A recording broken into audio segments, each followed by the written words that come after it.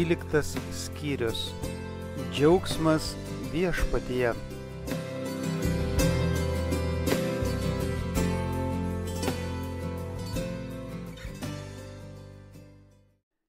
Dievo vaikai yra pašaukti būti Kristaus atstovais, rodant viešpaties gerumą ir gailestingumą.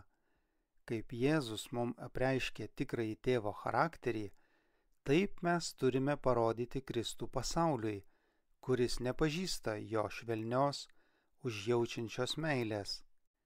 Kaip tu mane siuntei į pasaulį, taip ir aš juos pasiunčiau į pasaulį.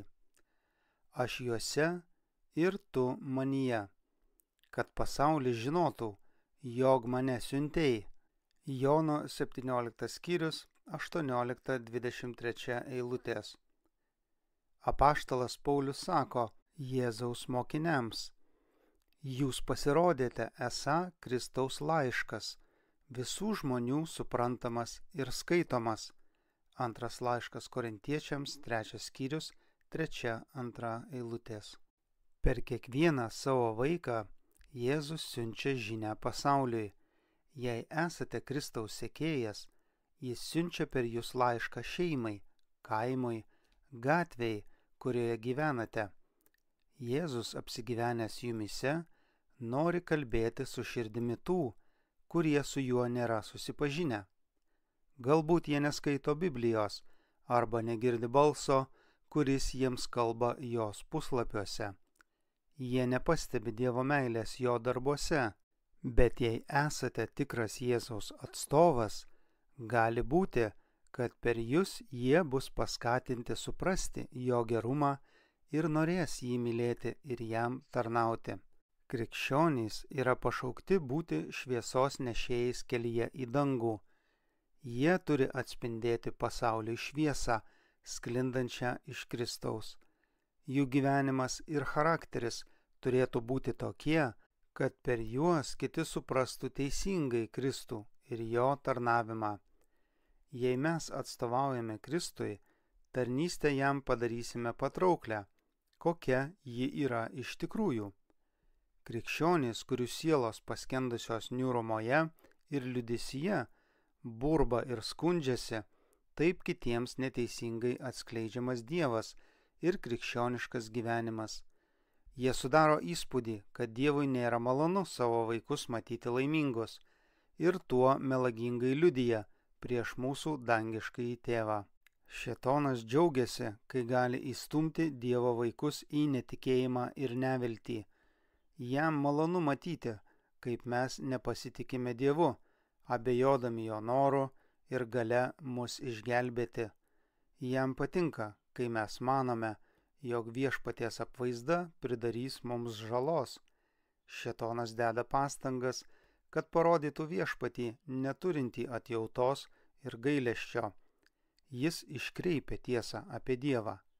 Jis užpildo vaizduotę klaidingomis idėjomis apie Dievą ir užuot gvildenę tiesą apie savo dangiškąjį tėvą, mes pernelyg dažnai susitelkime į šėtono iškraipimus ir negerbėme Dievo, nepasitikėdami juo ir murmėdami prieš jį.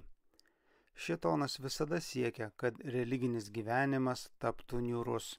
Jis nori, kad toks gyvenimas atrodytų sudėtingas ir varginantis. Ir kai krikščionis taip įsivaizduoja religiją, jis savo netikėjimu pritarė šėtono melui. Daugelis, eidami gyvenimo keliu, mąsto apie savo klaidas, nesėkmes ir nusivylimus, o jų širdis užpildo sielvartas ir liūdesys.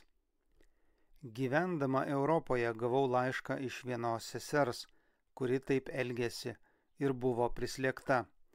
Kai perskaičiau jos laišką, sekančią naktį sapnavau, kad esu sode, o tas, kuris atrodo buvo sodo savininkas, mane vedžiojo sodo takeliais. Rinkau gėles ir mėgavausi jų kvapais, o šalia manęs ėjusi sesuo atkreipė mano dėmesį į bjaurius spyglius, trukdančius jai praeiti. Ji burbėjo ir skundėsi. Ji nėjo keliu sekdama paskui palydovą, o ėjo tarp spyglių ir erškėčių. O, burbėjo ji, kaip gaila, kad toks gražus sodas apaugęs erškėčiais. Tada palydovas tarė, palikite erškėčius, nes jie jūs tik sužeis, skinkite rožės, lelijas ir gvazdikus. Nejaugi jūsų gyvenime nebuvo malonių akimirkų? Ar nepatyrėte įsimintinų momentų, kai jūsų širdis pulsavo iš džiaugsmo, reaguodama į Dievo dvasią? Ar pažvelgę į savo gyvenimo patirtį nerandate nuostabių puslapių? Ar Dievo pažadai nėra kaip kvapnios gėlės, augančios iš abiejų jūsų gyvenimo kelio pusių? Ar neleisite, kad jų grožis ir saldumas pripildytų jūsų širdį džiaugsmu? Erškėčiai ir spygliai jūs tik sužeis ir nuliūdins, ir jei renkate tik juos ir rodysite kitiems, vadinasi, jūs ne tik ignoruojate Dievo gerumą, bet ir trukdote aplinkiniams eiti gyvenimo keliu. Neprotinga prisiminti nemalonius gyvenimo praeities įvykius, skriaudas ir nusivylimus, kalbėti apie juos ir liūdėti, kol mus neapims neviltis. Nusivylusią sielą užpildo tamsa, kuri užkerta kelią Dievo šviesai ir meta šešėlį kitų žmonių kelyje. Būkime dėkingi Dievui už šviesius jo dovanojamus vaizdus. Apjunkime palaimintus jo meilės užtikrinimus, kad galėtume juos nuolat matyti.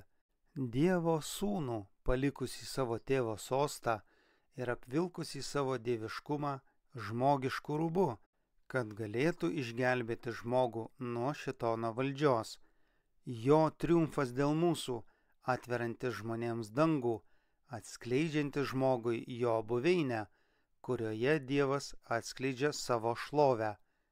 Kritusi rasė pakilo iš mirties prarajos, į kurią ją įtraukė nuodėmė, ir vėl susijungė su amžinuoju Dievu, ir išlaikiusi dieviškai išbandymą per tikėjimą mūsų atpirkėjų, apvilkta Kristaus teisumu ir pakelta iki jo sosto, ir Dievas nori, kad apie tokius dalykus mes mąstytume. Abejodami Dievo meilę ir nepasitikėdami jo pažadais, mes niekiname jį ir liūdiname jo šventąją dvasią. Kaip jaustųsi motina, jei jos vaikai nuolat ją skųstusi, lyg ji nelinkėtų jiems gero. Visą gyvenimą jis stengiasi patenkinti jų poreikius ir guosdavo juos. Įsivaizduokite, kad jie abejoja jos meilę. Tai sudaužytų jos širdį. Kaip jaustųsi kuris nors iš tėvų, jei taip jo vaikai elgtųsi su juo.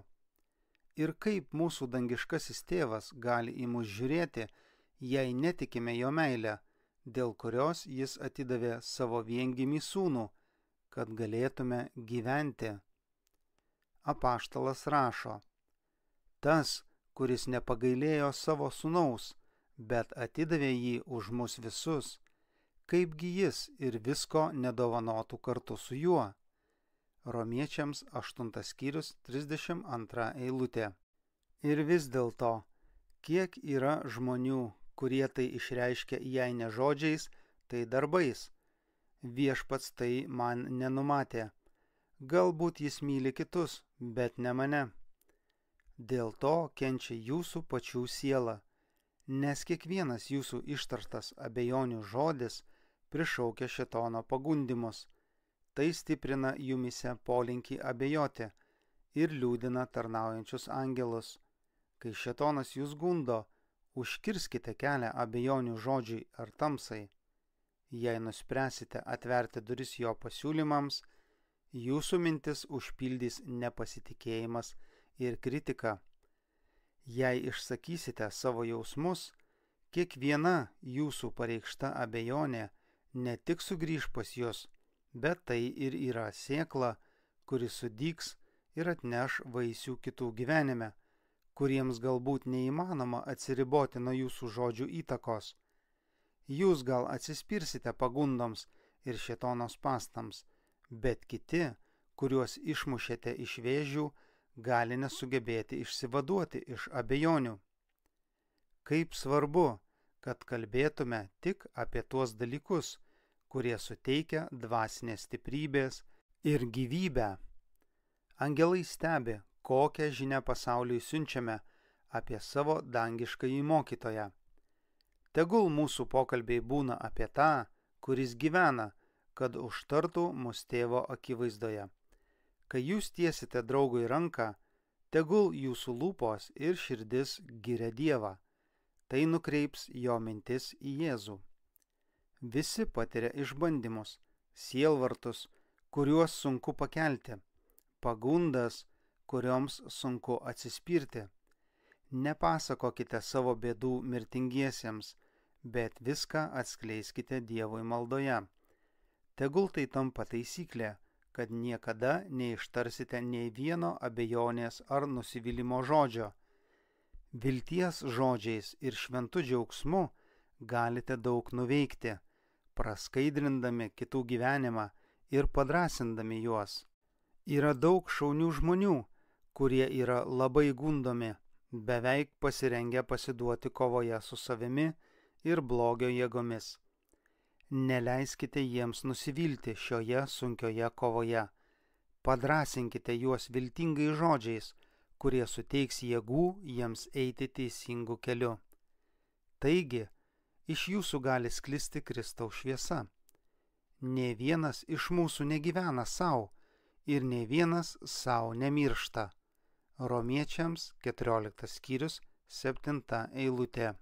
Mūsų nesąmoninga įtaka gali paskatinti ir sustiprinti arba atgrasyti ir atstumti nuo Kristaus bei tiesos. Daugelis klaidingai suvokia Kristaus gyvenimą ir charakterį. Jie mano, kad jis nepatyrė šilumos ir gyvenimo džiaugsmo, bei buvo rūstus, griežtas ir nusivylęs. Daugeliu atveju religinė patirtis nuspalvinama šiomis niūriomis spalvomis. Dažnai sakoma, kad Jėzus verkdavo ir niekas nematė jo besišypsančio. Mūsų išganytojas iš tiesų buvo skausmų vyras, patyręs vargo, nes atvėrė savo širdį visiems žmonių sielvartams. Tačiau, nors gyvenime jis savęs išsižadėjo ir buvo apgaubtas skausmo bei rūpesčio, jo dvasia nebuvo sugniuždyta, jo veide neatsispindėjo sielvartas ir nepasitenkinimas, tačiau dvelkė ramybė. Jo širdis buvo gyvenimo šaltinis, ir kur jis ėjo, jis nešė ramybę ir taiką, džiaugsmą ir pasitenkinimą. Mūsų išganytojas buvo labai rimtas ir nepaprastai nuoširdus, tačiau niekada nebuvo niūrus ar užsisklendęs. Tie, kurie siekia būti panašus į jį, gyvenime sieks rimtų tikslų. Jie jaus stiprią asmeninę atsakomybę. Lengvabūdiškumas bus nuslopintas. Nebus vietos šurmulingoms linksmybėms, grubiems pokštams, nes Jėzaus religija suteikia ramybę kaip upės tėkmė. Tai neužgesina džiaugsmo šviesos, neslopina linksmumo ir neužgožia giedro besišypsančio veido. Kristus atėjo tarnauti kitiems, o ne kad jam tarnautų. Ir kai jo meilė viešpataus širdyje, mes seksime jo pavyzdžiu. Jeigu galvosime apie nemalonius ir nesąžiningus kitų žmonių poelgius, tai suprasime, kad neįmanoma jų mylėti taip, kaip Kristus mus mylėjo. Bet jei mūsų mintys bus sutelktos į stebuklingą Kristaus meilę ir gailestį mums, ta pati dvasia bus bendraujant su kitais žmonėmis. Turėtume mylėti ir gerbti vienas kitą, nepaisant trūkumų ir netobulumų, kurių negalime nepastebėti. Reikia ugdyti nuolankumą ir pasiaukojimą ir kantrų švelnumą klystantiems. Tai išstums mus ribojantį egoizmą ir tapsime kilniaširdžiais ir dosniais. Psalmistas sako: pasitikėk Viešpačiu ir daryk gerą, tada gyvensi žemėje ir būsi pamaitintas. 37 psalmė, 3 eilutė. Pasitikėk Viešpačiu. Kiekvieną dieną būna sunkumų, rūpesčių ir keblumų. Ir kai susitinkame, esame pasirengę kalbėti apie savo sunkumus ir išbandymus. Tiek daug nereikalingo įsibrauna į mūsų gyvenimą, pasiduodame baimiai, kad galima pamanyti, jog neturime gailestingo, mylinčio gelbėtojo, pasirengusio išklausyti visus mūsų prašymus ir visada suteikti pagalbą. Kai kurie visada bijo ir nerimauja. Kiekvieną dieną juos supa Dievo meilės ženklai. Kiekvieną dieną jie mėgaujasi jo apvaizdos dovanomis. Tačiau jie nemato šių kasdienių palaiminimų. Jie nuolat mąsto apie nemalonius dalykus, dėl kurių jie nerimauja, kad gali įvykti, arba dėl esančių sunkumų, nors ir nedidelių, jie nebemato daug ko, už ką reikėtų dėkoti. Sunkumai, su kuriais jie susiduria, užuot vedę juos pas Dievą, vienintelį pagalbos šaltinį, juos atskiria nuo jo, nes dėl jų atsiranda nerimas ir sumaištis. Ar mes turime rodyti tokį netikėjimą? Kodėl turėtume būti nedėkingi ir nepasitikėti? Jėzus yra mūsų draugas. Visas dangus mums linki gėrio. Neturėtume leisti, kad kasdienio gyvenimo sunkumai ir rūpesčiai jaudintų ir liūdintų. Jei taip elgsimės, tai visada kas nors kels nerimą ir erzins. Neturėtume nerimauti, nes tai išsekina mūsų jėgas bei nepadeda mums atlaikyti išbandymų. Galbūt jums iškyla sunkumų darbe, jūsų ateitis atrodo vis niūresnė ir niūresnė ir jums gali grėsti nuostoliai. Bet nenusiminkite, atiduokite rūpesčius Dievui ir būkite ramūs bei linksmi. Prašykite, kad galėtumėte tvarkyti reikalus išmintingai ir taip išvengsite nuostolių ir nelaimių. Darykite viską, ką galite, kad pasiektumėte palankių rezultatų. Jėzus pažadėjo savo pagalbą, tačiau ir patys turime stengtis. Kai pasikliovę mūsų padėjėjų, jūs padarėte viską, ką galite, su džiaugsmu priimkite rezultatus. Tai nėra Dievo valia, kad rūpesčiai slėgtų jo tautą. Bet mūsų Viešpats mūsų neapgauna. Jis mums nesako, nebijokite, jūsų kelyje nėra pavojų. Jis žino, kad yra išbandymų ir pavojų, ir su mumis elgiasi sąžiningai. Jis nesiūlo išvesti savo žmonių iš nuodėmės ir blogio pasaulio, tačiau nurodo jiems saugią priebėgą. Jis taip meldėsi už savo mokinius. Aš neprašau, kad juos paimtum iš pasaulio, bet kad apsaugotum juos nuo piktojo. Jono 17 skyrius 15 eilutė. Pasaulyje jūsų priespauda laukia, bet jūs būkite drąsūs, aš nugalėjau pasaulį. Jono 16 skyrius 33 eilutė. Kalno pamoksle Kristus mokiniams perteikė brangias pamokas apie pasitikėjimo Dievu būtinybę. Šios pamokos buvo skirtos įkvėpti Dievo vaikus visais amžiais ir šiandien jos yra kupinos pamokymų ir paguodos.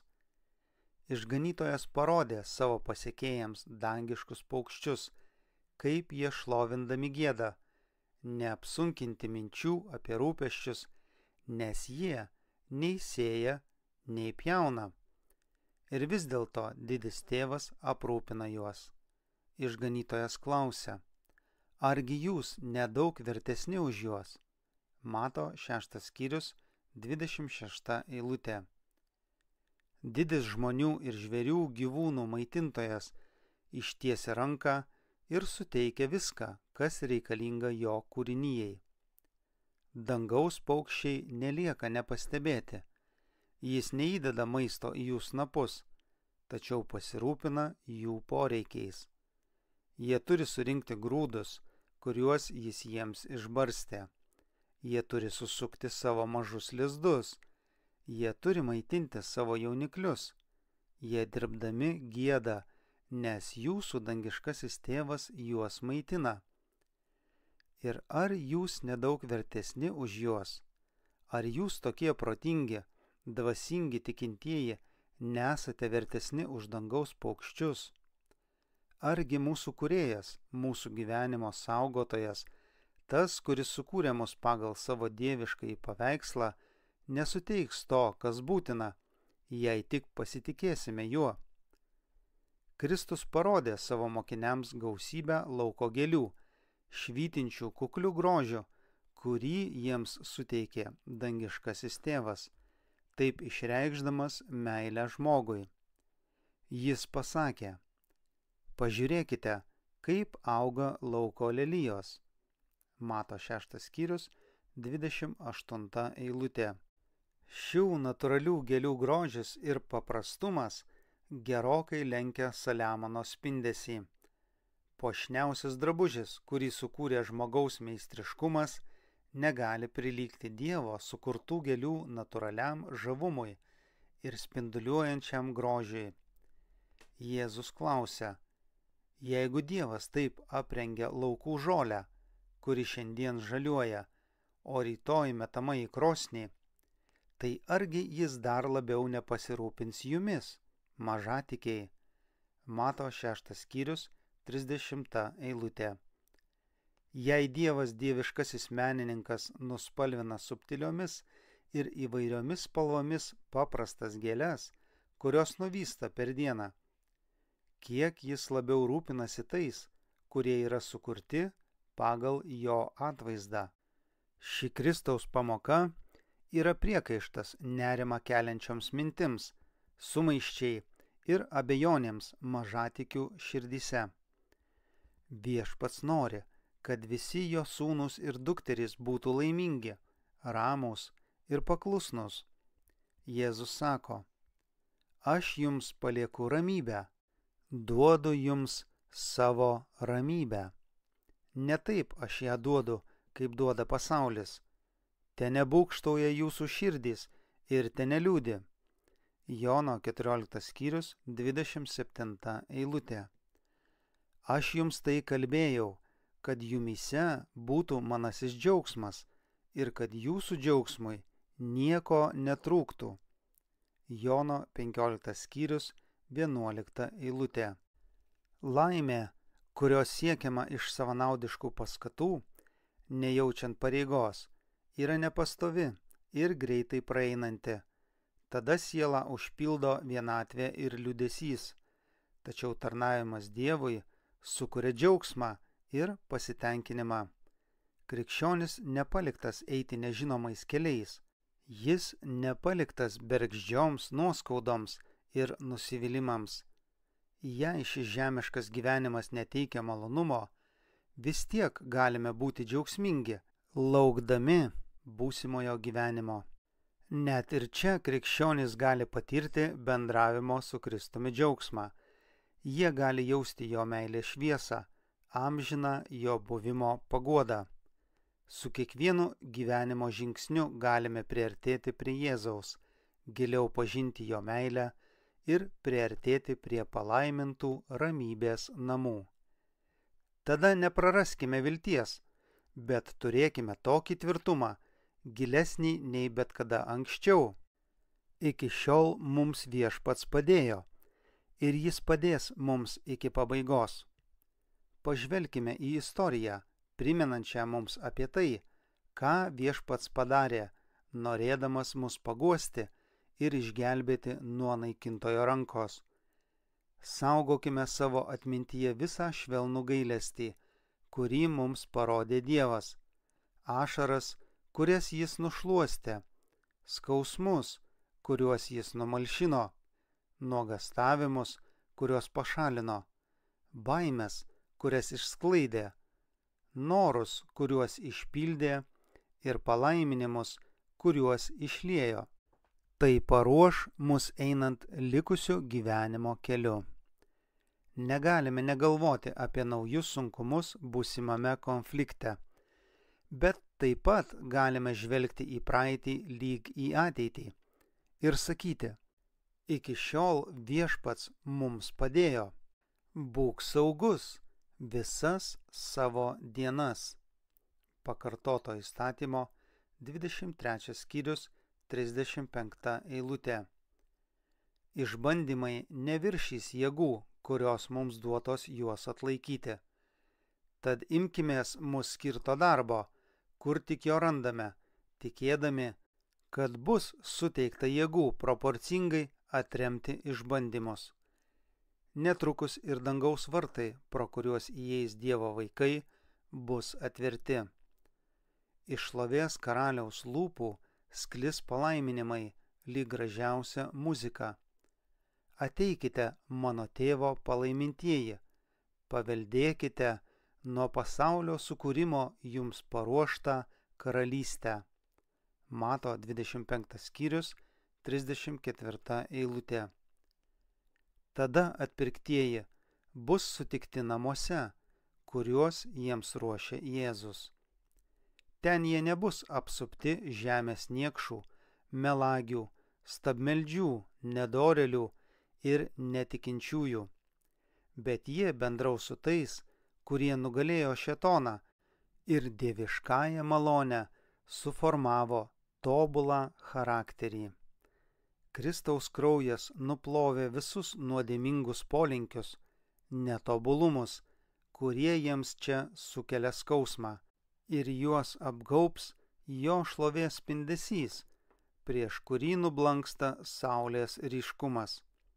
Jo charakterio grožis ir tobulumas spindės per juos, gerokai viršydamas išorinį spindesį. Jie be kaltės stovės prieš didįjį baltą sostą, dalindamiesi angelų didingumu ir garbe. Turint omenyje didingą paveldėjimą, kuris gali priklausyti jam, kuo žmogus galėtų išsipirkti savo gyvybę. Mato 16 skyrius, 26 eilutė. Greičiausiai jis, vargšas, tačiau gali turėti turtų ir vertybių, kurių pasaulis niekada negalėtų suteikti. Siela išpirkta ir apvalyta nuo nuodėmės, pilnai pasišventusi tarnauti Dievui, yra neįkainojama vertybė. Dangus džiaugiasi Dievo ir šventųjų angelų akivaizdoje, net dėl vienos išpirktos sielos, giedant švento triumfo giesmes. Ir Dievo ramybė, pranokstanti visokią išmintį, sergės jūsų širdis ir mintis Kristuje Jėzuje. Filipiečiams 4 skyrius 7 eilutė.